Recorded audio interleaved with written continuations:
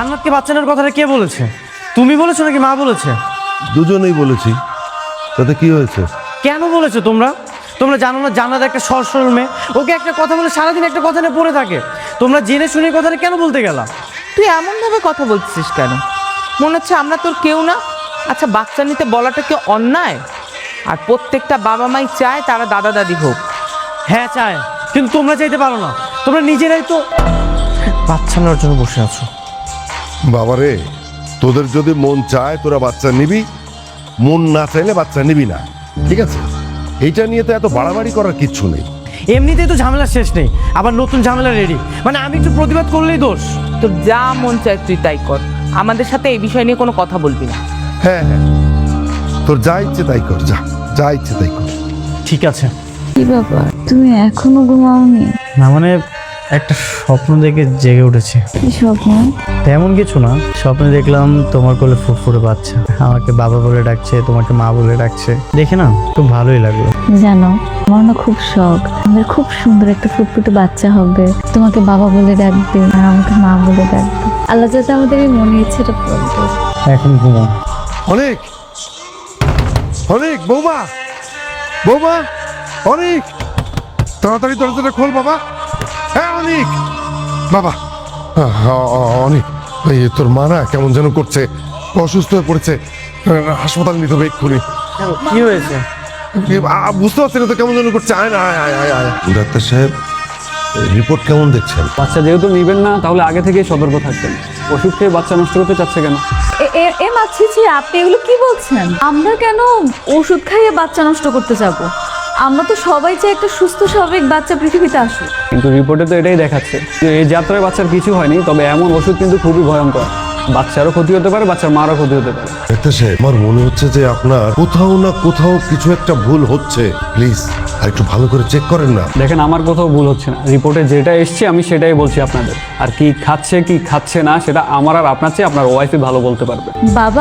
বাবা এই বিষয়টা না হয় আপনি আমার উপরেই ছেড়ে দেন, আমি দেখছি। ডাক্তার সাহেব, আপনি আমাকে কাইন্ডলি এটা বলবেন, এই মুহূর্তে মা আর যে বাচ্চাটা আসবে ওরা দুজন কি সেফ আছে? হ্যাঁ, বাচ্চা ঠিক আছে, তবে খেয়াল রাখবেন আর নিয়মিত চেক আপ করাবেন। ডাক্তার সাহেব, আজকে কি মাকে বাসায় নিয়ে যেতে পারবো? না, আজকে এখানে থাকুক, আগামীকালকে নিয়ে যান। কিছু ওষুধ দিয়ে দিব, সেগুলো ঠিক মতো খাও। হ্যাঁ ঠিক আছে। বাবা মার বাচ্চাটাকে নষ্ট করার চেষ্টা করছো তুমি, তাই না? সত্যি করে বল। আমি আমি কেন নষ্ট করবো? জানো, তুমি না শুধু শুধু আমাকে সন্দেহ করো। একদম মিথ্যা কথা বলবে না।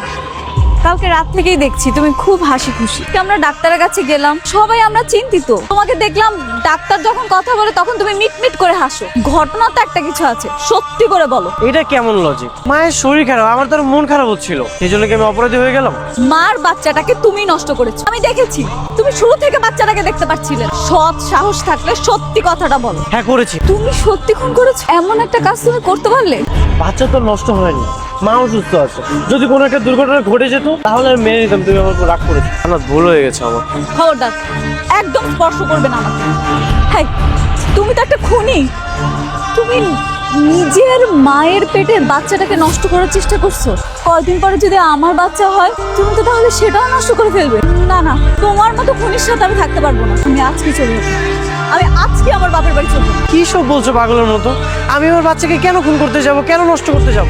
তোমার মতো খুনির সাথে থাকা ইম্পসিবল। মা, আমি একটা ভুল করে ফেলেছি, তুমি আমাকে ক্ষমা করে দাও। আমি না বুঝে একটা ভুল করে ফেলেছি, পাথর, তুমি আমাকে ক্ষমা করে দাও। তুই পাথর, উঠে বস। যা বলছি তো উঠে বস। ভুল আর অপরাধ কিন্তু এক জিনিস। তুই আমাদের একমাত্র আদরের সন্তান, কিন্তু তুই যে অন্যায় কাজটা করেছিস সেটা কিন্তু অনেক বড় একটা অপরাধ। বাবা, তুমি আমাকে যে শাস্তি দেওয়ার দাও, আমার কোনো সমস্যা নেই, শুধু তোমরা আমাকে ক্ষমা করে দাও। তোকে মাফ আমি প্রথম দিনই করে দিয়েছি, কিন্তু তুই আমার চোখের সামনে খুঁজবি না। তোকে দেখলেই আমার ওই কথাটা মনে পড়ে। বাচ্চাটা যদি মরে যেত তোকে আমি কোনোদিন ক্ষমা করতে পারতাম? আমি তোমাদেরকে কথা দিচ্ছি, আমি আর কখনোই তোমাদের অবাধ্য হব না। ঠিক আছে, তুই অবাধ্য হবি না। তোকে তো আমরা মন থেকেই ক্ষমা করে দিয়েছি। তো বৌমা কি তোকে ক্ষমা করেছে? বৌমা এই যে এতদিন ধরে বাপের বাড়িতে আছে, চেষ্টা করেছিস তাকে আনার? বাবা, আমি চেষ্টা করেছিলাম, কিন্তু এখানে আসার জন্য রাজি হয়নি। তোমরা যদি কল দাও তাহলে রাজি হতে পারে। তোমরা যদি কল দাও। হ্যালো বিআই, কেমন আছেন? বিআই সাহেব, ভালো আছি। এবার আপনাদের মনটাও ভালো করি। বিআই সাহেব, আপনি তো দাদা হতে যাচ্ছে, আমি হতে যাচ্ছি নানা। আলহামদুলিল্লাহ।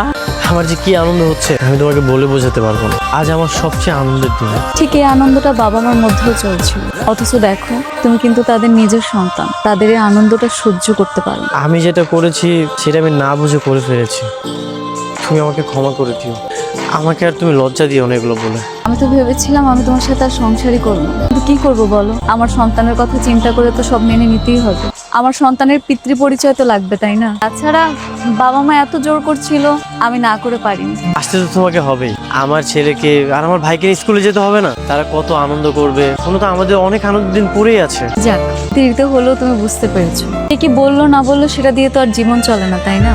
আমরা কোথায় আনন্দ পাচ্ছি সেটাই গুরুত্বপূর্ণ। তুমি ঠিকই বলেছো। কে কি বলবে এটা দিয়ে তোর জীবন চলবে না। এখন থেকে আমি একজন আদর্শ স্বামী আর যোগ্য সন্তান হওয়ার চেষ্টা করব। তুমি সবসময় আমার পাশে থেকো।